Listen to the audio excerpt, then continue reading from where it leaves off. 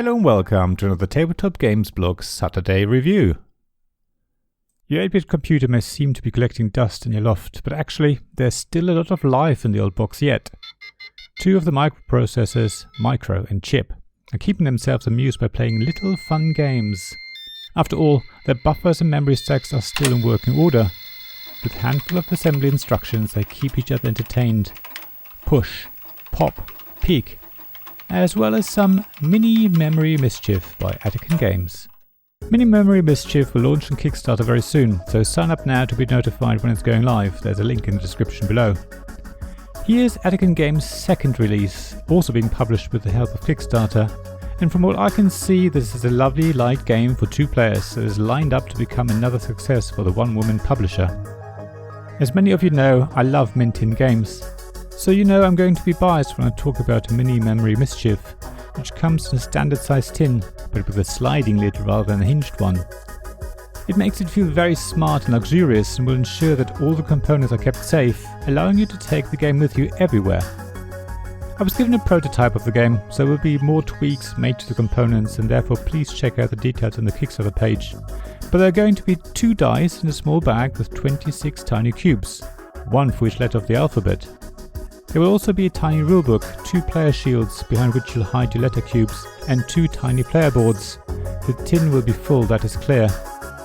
In the game you're trying to arrange your letters alphabetically to score points. The problem is, you need to use old-fashioned 8-bit assembly commands to achieve this, and you constantly draw new letters from the bag, meaning you can never plan too far ahead.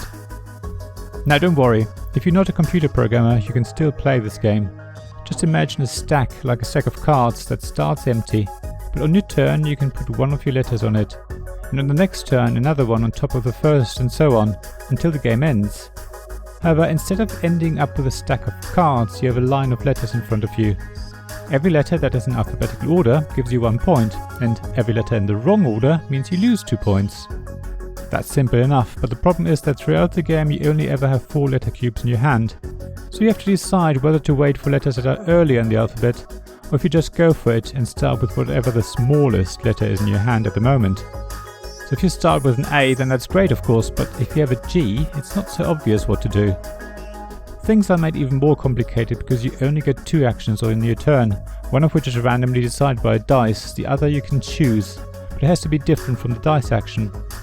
You can choose not to carry out the dice action, but it will slow you down, yet that can sometimes still be better than messing up your alphabet stack. The other player tries to achieve the same goal at the same time as you, and you're both drawing from the same pool of 26 letters. That is actually quite helpful, because if your opponent puts an A on their stack, then you know you can't also get an A, which helps decide whether G is actually not so bad as a start as you thought. There's also a fair bit of player interaction. Everyone's letters are kept secret until they're pushed onto the alphabet stack, but you have an action to peek at the opponent's pool, and as long as you remember the letters, you can even force them to put one of their higher letters on top of their stack, ruining their plans. You can even push one of your higher letters onto their stack. It's mean, but because everyone can do it, I think it doesn't feel quite so bad. The game plays really quickly, is easy to learn and not too taxing, but still offers a fair amount of tactical thinking and decision making.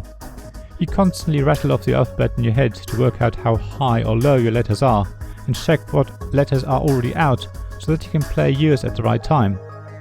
It's actually the perfect game to play with your children to help them get better at the alphabet. I think a 10-year-old can play this game quite easily, and even younger kids would probably pick this up quite quickly. So even though it's a 2-player only game, it's one that I think the whole family would enjoy playing. Given how quickly it plays, it would be really easy to set up a little competition where everyone plays everyone, and whoever has the highest score at the end wins. So Mini Memory Mischief is a great mint-tin game that's fun for all the family. Put it in your jacket pocket and play it anywhere, but back the Kickstarter first of course. Thank you for listening to this Tabletop Games blog Saturday review podcast. Please check the description below for links mentioned in this episode, as well as to the written version of this article on the blog. If you enjoyed this episode, please subscribe, give us some stars or leave a review. Please also tell your friends about me, and if you want to offer financial support, check out my Patreon and Ko-fi pages, links to which you'll find in the blog at tabletopgamesblog.com. So thank you again for listening, and I hope to see you again soon.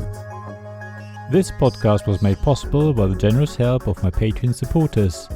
Royal Patron Sean Newman, Castle Guard David Miller, Dice Masters Alex Bardi, Paul Grogan, Robin Kay and James Naylor, and Shining Lights Sarah Reed, Tim Vernick and We're Not Wizards.